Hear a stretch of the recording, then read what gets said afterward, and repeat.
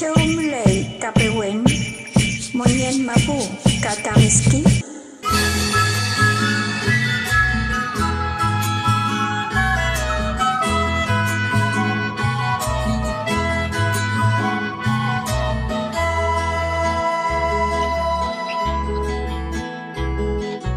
Como una luz que cae frente al dolor, como abriendo los ojos y el corazón, fuego que se encadena y en un rincón, como una pieza oscura, una sombra. Mari piwain pulamia puchasai Mari kon puche mule palu fasanto tafachi pichitawunmu incheta remolican piñi tañi mapuchigui Juan Carlos tañi wincagui incheta melen Santiago Guaremeu vuelo tañi kuifi Kupan tani kuifi tuwun melay tane prialpe. Wiji mapu wal mapu mu. Fachanto fenten waichan fenten lache tayin mapu mu. Welu petumingilay inchin petumingilay tani imun tayin newen tayin kuifi rakidwan.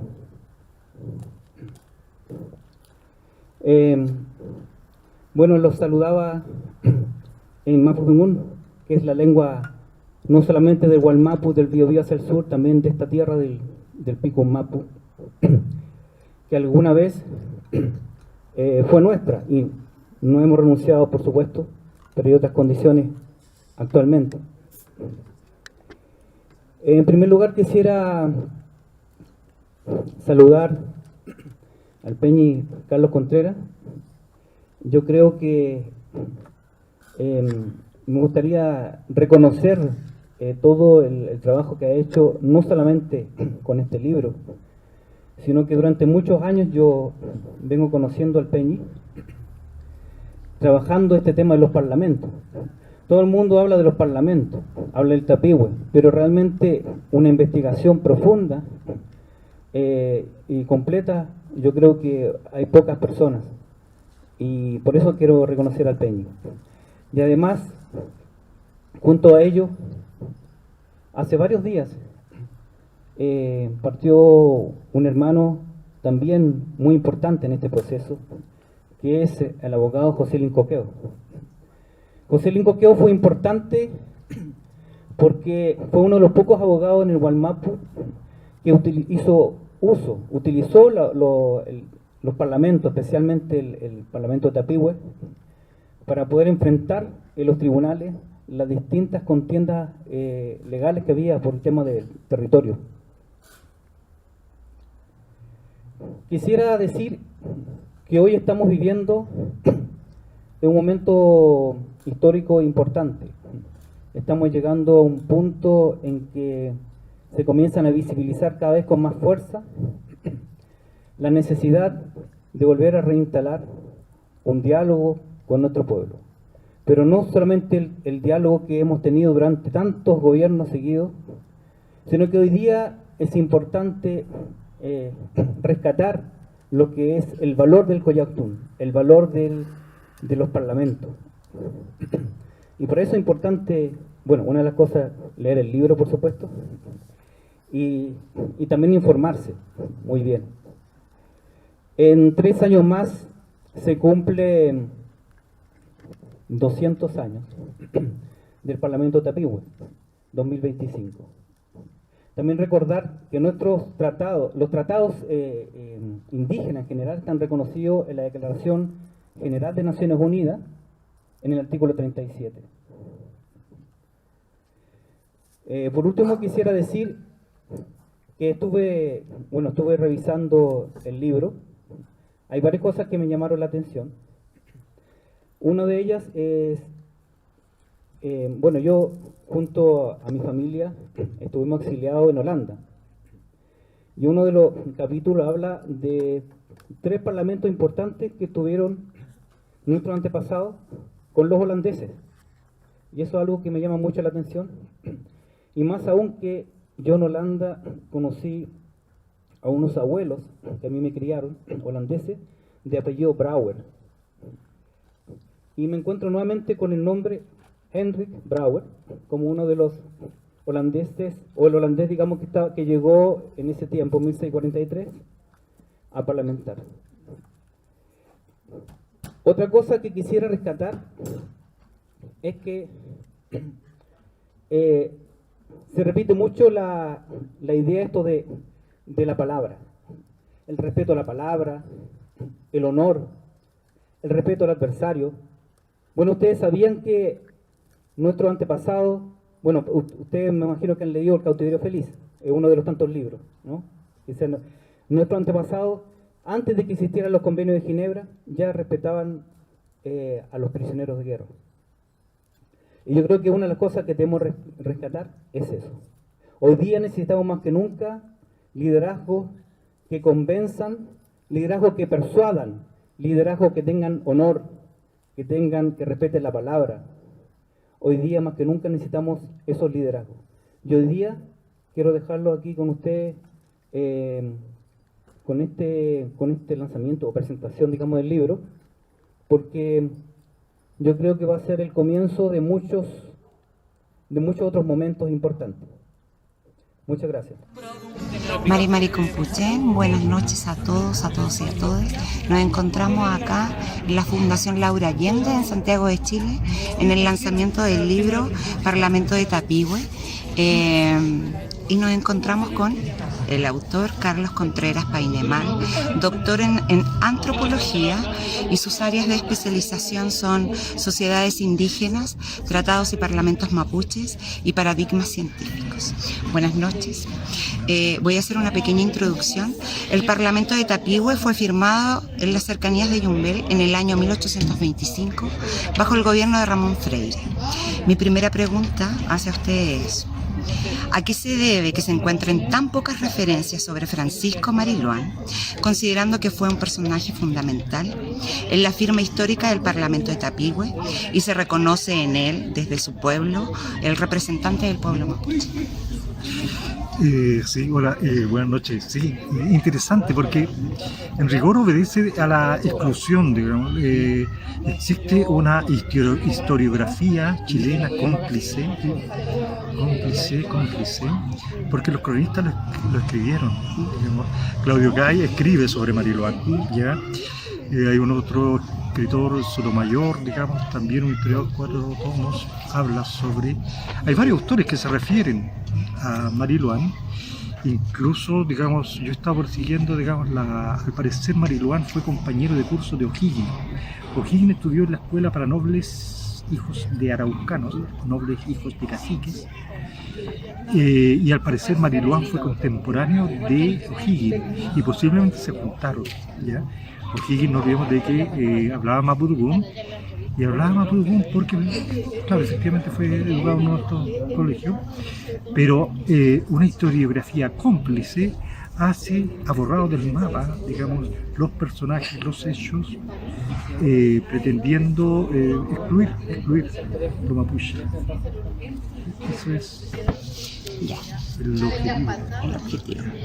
La otra pregunta es: la importancia de la firma del Parlamento de Tapigüe se debe a que fue por primera vez el Estado de Chile reconocía la autonomía del pueblo mapuche desde la región del Biobío al sur. ¿Quién reconocía la autonomía mapuche? Es que es interesante, pero también fue al revés, porque, por ejemplo, en ese minuto Chile, a 1825, no era reconocido por ninguna potencia, ¿ya? Y ahora sí, era un fantasma, era una figura fantasma, y cuando va a pactar la sociedad mapuche con la República de Chile, conoce de esta forma Chile, ¿ya? Le da existencia, ¿ya?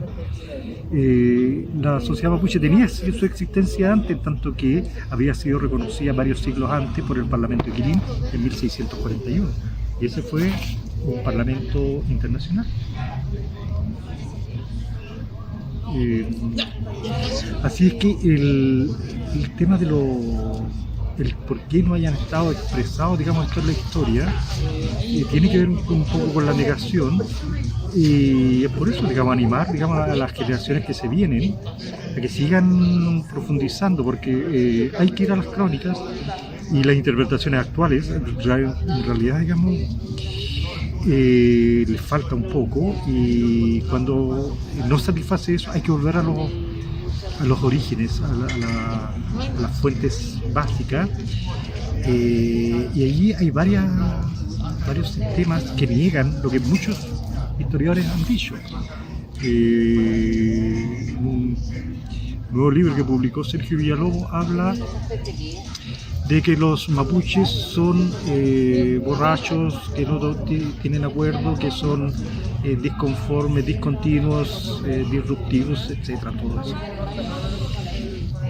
Pero, por ejemplo, los cronistas, hay un cura italiano que habla, pero como ustedes saben, ¿cierto? Los mapuches tienen sus reglas y es imposible, digamos, salir de esas reglas, de esos protocolos. Por eso, digamos, cada vez que nosotros tenemos mucho cuidado. Están hablando de otra sociedad.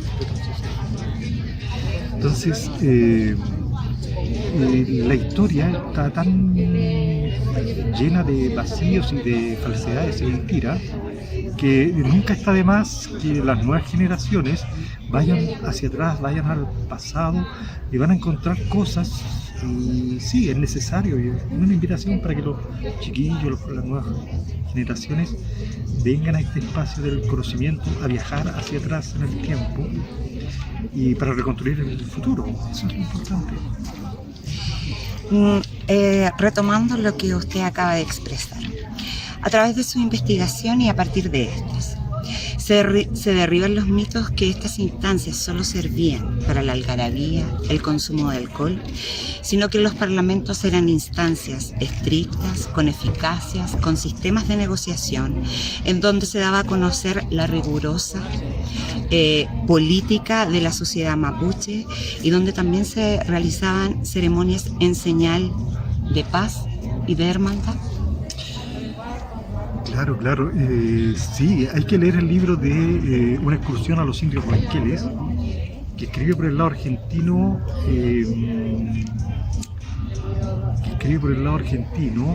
un militar,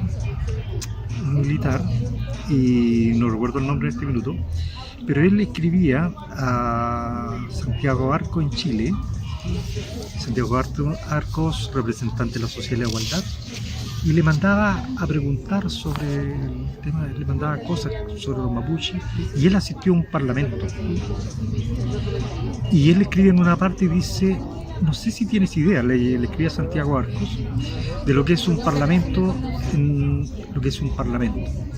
porque un parlamento en tierra, no sé si tienes idea de lo que es un parlamento en tierra de cristianos. Porque un parlamento en tierra de indios es una conferencia diplomática, ¿ya? Primero parten todos por presentarse y se saludan todos. Segundo, el cacique, aunque sepa el español, va a hablar en idioma araucano, así lo dice, ¿ya? Y el protocolo no se rompe, ¿ya? Y sí, todos los parlamentos se hicieron en mapudungun, se traducían con traductores al español y lo escribieron en español, pero los mapuches, los loncos, se aseguraban de teniendo 2 o 3 traductores a la vez para apreciar la fidelidad de la traducción de lo que se estaba haciendo, ¿ya? No fueron los parlamentos, como sostiene Bocara, una instancia de disciplinamiento, no. Fue una instancia de negociación entre 2 partes iguales. Ahora, entrando en la actualidad, ¿considera usted que lo pertinente por parte del gobierno actual, Amarillo Boric, para poder entablar un sistema de diálogo con el pueblo mapuche, lo correcto sería, en primer lugar, reconocer la autonomía del pueblo mapuche, restablecer, por antiquísimo que esto suene en los parlamentos, reconocer en el pueblo mapuche una sociedad política diferente e inclusiva? ¿Cree usted que esto podría dar el puntapié inicial para poder comenzar una negociación, un conversatorio? ¿Sería la forma correcta? Claro. Para el puntapié inicial. Para el puntapié inicial yo creo que es necesario establecer, claro, puentes comunicantes, porque muchos de los puentes están rotos, ¿ya? Están rotos, y no todo esto lo han roto la sociedad mapuche. Entonces, estos puentes comunicantes tienen que partir por el conocimiento y el respeto, ¿ya? La forma de negociar. Cuando se hacía un parlamento, el parlamento era trabajado 1 o 2 años, se venía trabajando, se venía negociando. Y al final del parlamento ya el acuerdo estaba como preestablecido, ¿ya? Entonces, los grandes temas que le importaban a uno u otro ya estaban como más o menos establecidos, y las negociaciones que se hacían eran profundas, y eran de consultas, se devolvían a las comunidades, se analizaban en las comunidades. Entonces, ese proceso la sociedad chilena tiene que aprender, y la clase política, de que la sociedad mapuche es política, sabe ejercer el poder, ¿ya? Pero hay protocolos y hay formatos que a la sociedad mapuche le han servido desde antaño. En mi tesis que conversábamos delante, ahí yo hablo acerca de lo que pasó, digamos, en la relación español con la corona y la sociedad mapuche en torno a los parlamentos, fue que se impuso el imperativo categórico de la sociedad mapuche, se impuso: esta es nuestra forma de negociar, y acá negociamos, ¿ya? De esa forma, el mayor imperio de la época se sienta a conversar con un grupo de borrachos. Claro, con un grupo de políticos. Los mismos cronistas van a decir, declaman como si estuvieran en Cortes, declaman como si estuvieran en Grecia, en el teatro griego, ¿ya? La oratoria mapuche es espectacular, el liderazgo mapuche, su oratoria es brillante, digamos, hasta el día de hoy. Esa es la política mapuche, es el espacio que le falta conocer a la sociedad chilena. Mi última pregunta, llevándolo literalmente a la actualidad, ¿qué es lo que piensa, qué es lo que espera, qué es lo que ve sobre el gobierno actual? En lo personal, yo siento que no es un gobierno de transición, sino de continuidad, de que la lucha continúa. Si bien es cierto, aunque sea una palabra muy manoseada, no hemos ganado nada. Y siento que no hay que abandonar los territorios, hay que seguir presionando y no ceder los espacios al poder político en todo lo que eso refiere. Aquí ninguno queda atrás. Hoy en día todos los políticos son lo mismo, se alternan el poder. Claro, hay una dificultad, hay un agotamiento de la clase política, claro, y es un tema bien profundo, porque es un tema de quiebre muy profundo, tectónico, ¿ya?, de la política, porque ya el término democracia popular, democracia protegida, democracia tenía tanto adjetivo la democracia que ya el concepto no sirve, ¿ya? Estamos frente a cercanos, digamos, a lo que es la inteligencia artificial, y eso va a influir, nos vamos a adaptar, pero va a influir de determinadas formas en nuestra socialización. Y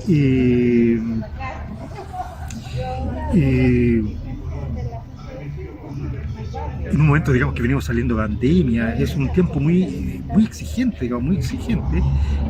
Estamos en una guerra, digamos, en donde va a cambiar, cae el dólar, viene el nuevo mega mercado, cae un imperio, ya asistimos a la caída de un imperio, ¿ya?, a la emergencia, a la caída del dólar, ¿cierto?, a una reconfiguración mundial, ¿ya? Y en todo esto, la situación en Chile, la pandemia, los mapuches la anunciaron, ¿ya?, a través, daban mensajes antes de el estallido social. Andábamos por el sur en comunidades y la gente decía: están floreciendo las quilas, algo malo viene, Después empezó los eclipses en donde la sociedad chilena no sabía qué hacer frente a un eclipse, si disfrutarlo, si hacer asados o cantar la canción nacional o ponerse a llorar. Para los mapuches el eclipse era mal, y entre dos eclipses era terrible. Todo se cumplió. Todo se cumplió. Otro acceso, otra epistemología, presagiando, digamos. Entonces, esa sociedad tiene una forma en que hace la política, y yo creo que hay esperanza en las conversaciones que puedan darse en todas estas iniciativas que dicen de que van a solucionar el problema con los mapuches, pero las primeras cosas que hacen, las hacen mal. ¿Ya? Es un espacio, yo creo que la sociedad mapuche va a abrir ese espacio de diálogo, esa posibilidad para dialogar. Debe aprenderse a dialogar de las formas y los protocolos, y es el camino. ¿Ya? La sociedad mapuche es una sociedad que puede convivir con la diferencia,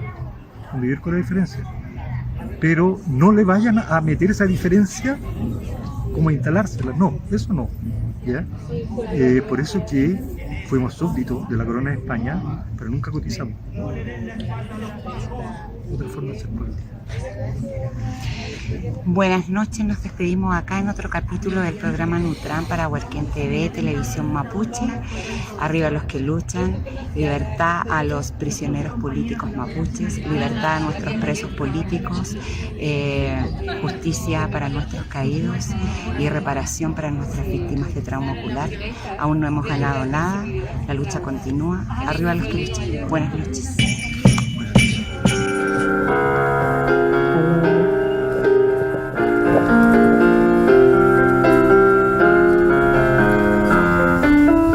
¿Quién dijo que todo está perdido? Yo vengo a ofrecer mi corazón. Tanta sangre que se llevó el río. Yo vengo a ofrecer mi corazón. No será tan fácil, ya sé que pasa. No será tan simple como pensaba, como abrir el pecho y sacar el alma. Una cuchillada de amor. Luna de los pobres siempre abierta. Yo vengo a ofrecer mi corazón como documento inalterable. Yo vengo a ofrecer mi corazón y uniré las puntas de un mismo lazo y me iré tranquila, me iré despacio y te daré todo y me darás algo que me alivie un poco más. Cuando no haya nadie cerca o lejos, yo vengo a ofrecer mi corazón. Cuando los satélites no alcancen, yo vengo a ofrecer mi corazón. Y hablo de países y de esperanzas, hablo por la vida, hablo por la nada, hablo de cambiar esta nuestra casa, de cambiarla por cambiarlo más. ¿Quién dijo que todo está perdido? Yo vengo a ofrecer mi corazón. Yo vengo a ofrecer mi corazón. Yo vengo a ofrecer mi corazón. Yo vengo a ofrecer mi corazón.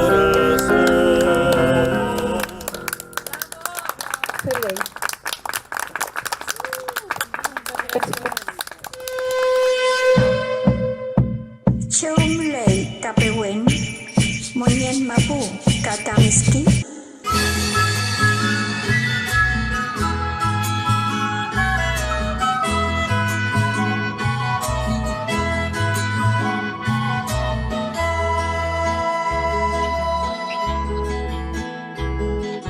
Como una luz que cae frente al dolor, como abriendo los ojos y el corazón.